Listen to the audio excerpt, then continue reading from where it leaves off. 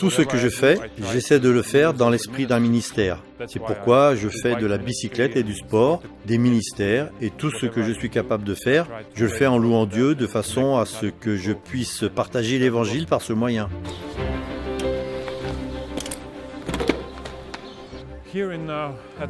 Dans cette école adventiste, la majorité des étudiants sont issus de foyers non adventistes.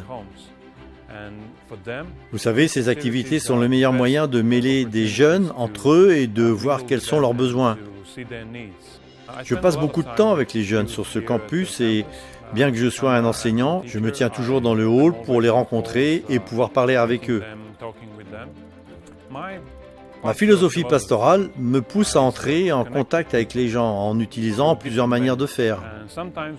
Parfois, nous faisons différentes activités, des activités qui nous permettent de passer du temps dans la nature ou de nous rapprocher les uns les autres d'une façon plus authentique.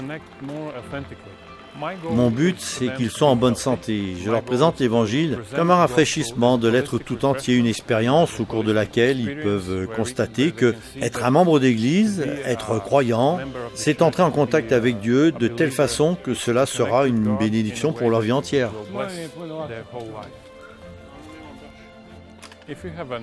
Si vous avez une assez bonne bicyclette, vous pouvez participer à cette activité. Et tout le monde peut y participer. Que vous soyez jeune ou vieux, cela n'a pas d'importance. Il n'y a pas de limite d'âge. Bon, régulièrement, nous nous arrêtons pour admirer le paysage ou quelque chose d'agréable à regarder.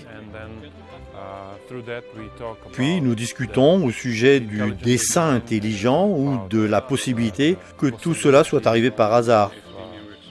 Être dans la nature, c'est être impressionné par elle et par son dessin.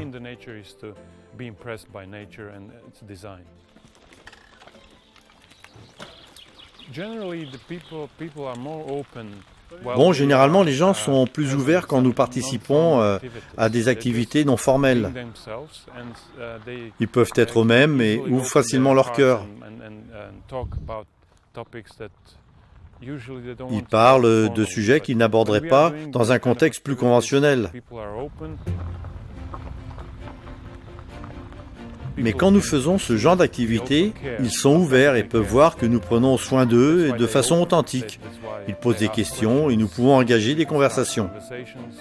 Partout dans le monde, des missionnaires tels que Dan utilisent les talents que Dieu leur a confiés comme moyen de pourvoir aux besoins des gens. Ils font ce qu'ils aiment faire avec des gens qui partagent les mêmes intérêts. Dieu a donné à chacun de nous des talents afin que nous puissions tous faire notre part dans cette mission mondiale.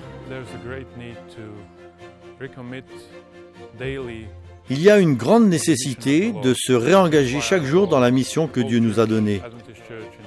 C'est pourquoi je demande à l'Église adventiste mondiale de prier pour nous, de prier pour nos institutions partout dans le monde, afin que chacun s'immerge chaque jour dans la Bible et mette le Seigneur à l'épreuve dans le but d'être en mesure de servir les gens qui viennent dans nos institutions.